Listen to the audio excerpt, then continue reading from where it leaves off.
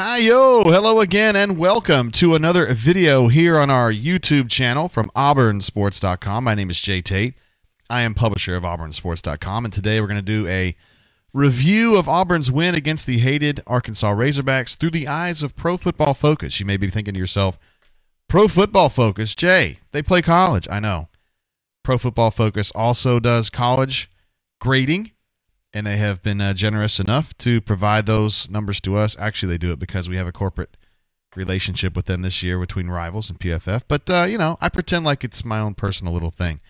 Let's take a look at how they did offensively this week at Arkansas. Obviously, Beau Nicks, the top-rated player. This is the first time this season he has been Auburn's top-graded performer on offense. He had himself a day, 12 of 17 for 176, 3 touchdowns. He actually had a fourth. He scored the first touchdown of the game on a run off left tackle. A nifty little play where he dived at the end, and everybody was happy. Man, I thought that game would be close for a little while. I really did. And then Marlon Davidson gets involved, and then on the third play from scrimmage, they run it in. It's 7. Next possession, stick it in again. It's 14. We're like 3 or 4 minutes into the game, and it's 14-0, and I'm like, that's a wrap. I bet you were surprised as well. Coming in second there, Anthony Schwartz, the Speedster, now with no cast on. You know, at Florida, he had 1 touch, and it was a bad one. It wasn't his fault. It was just a bad play, and one that Florida had. They were ready for it. And Gus said during the off week, we are going to find a way to get Anthony Schwartz more involved in this offense. And sure enough, they go out to Arkansas, and they got it done. He gets 6 catches for 73 yards and a touchdown. He actually was targeted 7 times. He had 2 carries for 30 yards, including a 28-yarder. So when Gus says, we're going to get him more involved, they did. And he made a big difference. I know it's Arkansas, but you know Anthony Schwartz has got to be part of what they do moving forward. Coming in third, J.J. Wilson. I cut these off at 15 snaps because I feel like any data that they get below that, I mean, if somebody's in there for 4 snaps, I don't really know what you can glean from that. But anyway, J.J. was right at the limit, 15 snaps. He had 1 catch for 17 yards. It was a touchdown pass from Sir Joey Gatewood, and he also was doing his usual blocking and route running. As I recall, he was bunched up with Seth for one of the touchdowns too. So he's a difficult guy, I think, to defend because you've got to worry about him blocking. You got to worry about him catching, and I also think he can run the football. We'll see that before too long, I'll bet you.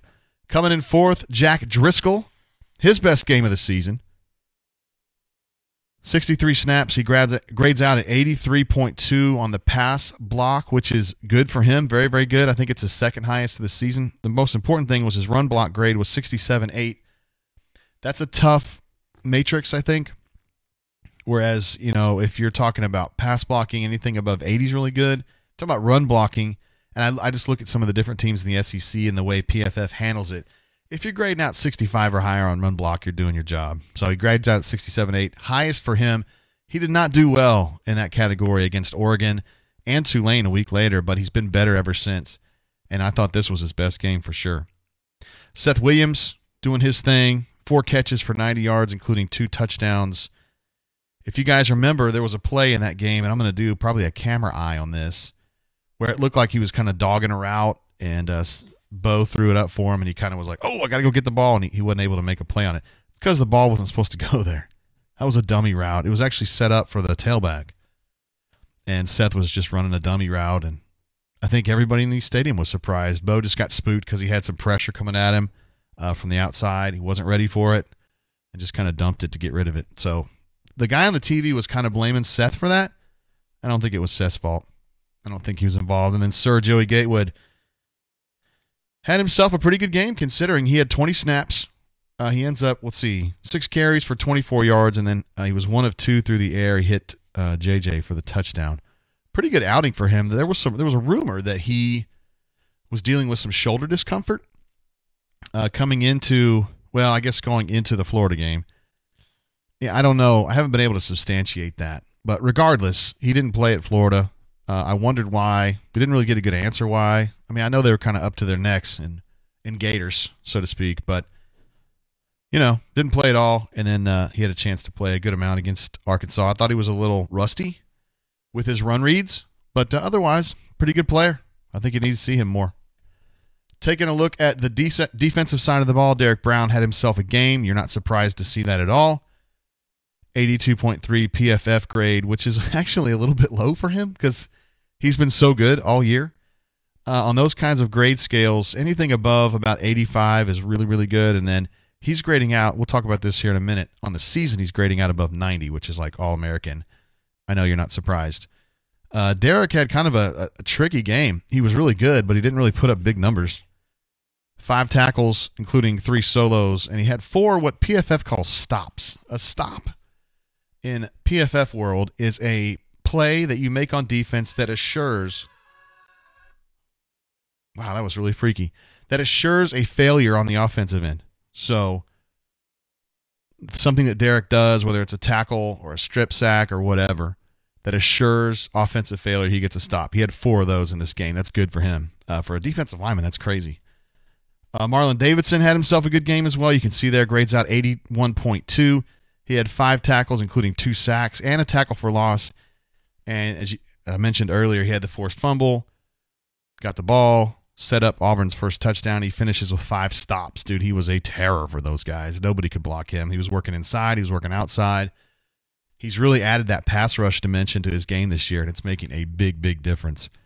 Next guy up, is Jeremiah Denson playing strong safety. I think he had 45 snaps, somewhere in that range, 50 snaps.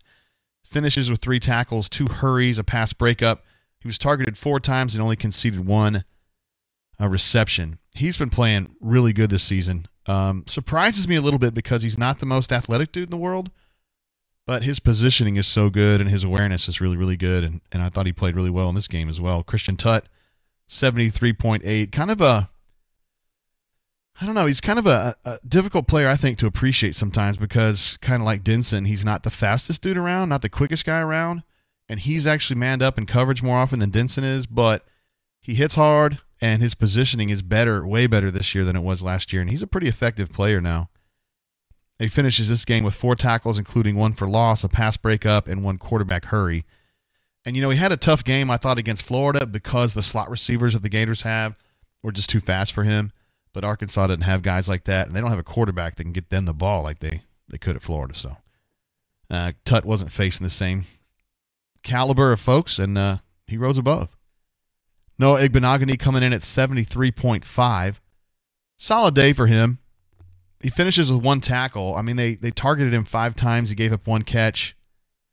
Not much going on, really. And, Brian likes to talk about how Iggy is a little grabby in coverage sometimes. He had the 2 PIs against Florida, and he's been flagged a few times this year. I thought he paid a little bit more attention to technique this week.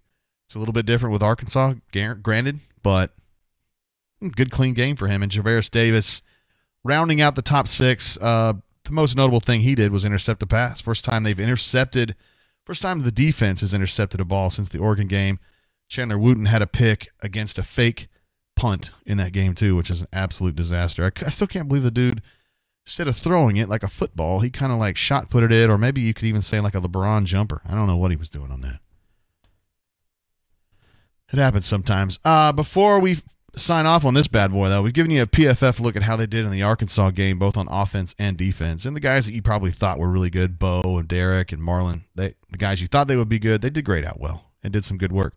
I want to take a look now at some of the season numbers. Here are your top 5 graded guys on offense for the entire season. Anthony Schwartz leads the way at 82.1. Crazy to think how good he's been considering he was slowed down. He didn't play in the first game, and well, I can't remember if he might have played 1 snap, but he had the big cast on back then, and Gus was like, "Well, we throw it to him in practice, and he catches it." And you're like, "Well, I know, but he has a cast on his hand. I mean, how's he going to catch if he doesn't have 2 hands?" So they kind of had to ease him in, but he was still just ready to go, man. He kept his fitness, and when his number was called, man, he was ready to boogie. Joey Gatewood, surprising there a little bit. Gets 69 snaps this season so far. Like I said, 20 included in the Arkansas game. But he played well against Arkansas. Grades out 80 for the season. It's, it's a little bit different. I mean, you don't see Beau on there, but Beau's had to play a lot more snaps, and he's had to play that whole Florida game, which I don't know if Joey would have exactly thrived in.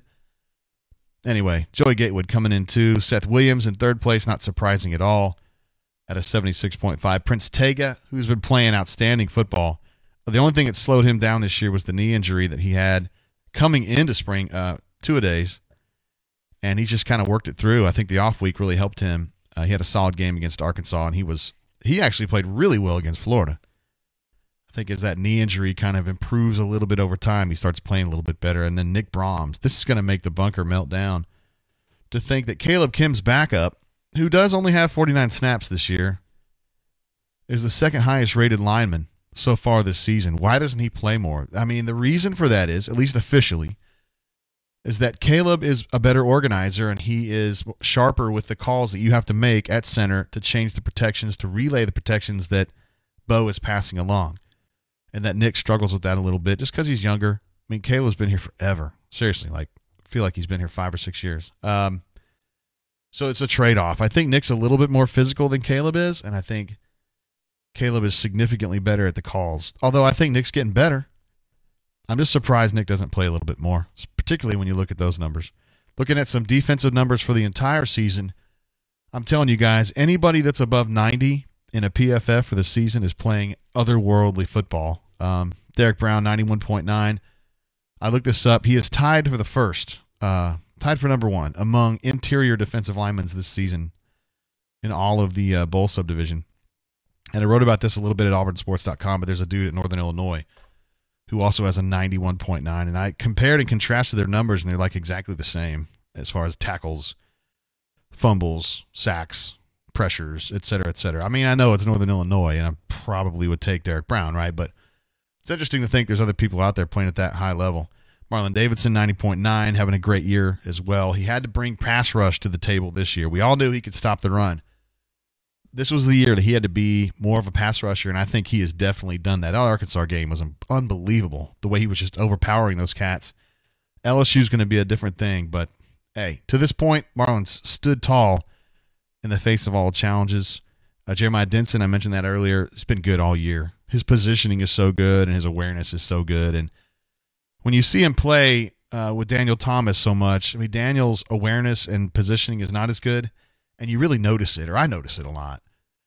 And so that's when I compare and contrast those two safeties. They play slightly different roles. Jeremiah tends to play a little deeper, but the positioning is just night and day between those two. Kenny Britt, there was a lot of people who were worried how much Auburn was going to miss Deshaun Davis this season because he was so damn good last year. So valiant and just such a hard hitter. And Kenny Britt has been in here doing all that work. I mean, I would argue he's better than Deshaun. And Deshaun's in the NFL. That's really something. In fact, I would say that he's the most surprising player this season just because the expectations for him were high, and he's even exceeded those. I think he's been outstanding. And to think he's still got time left to get better is crazy. And I left Tanner Dean on here. Tanner Dean, I mean, he's only had 11 snaps on defense, and I bet a lot of those were I'm trying to remember the game. I remember seeing him in the game.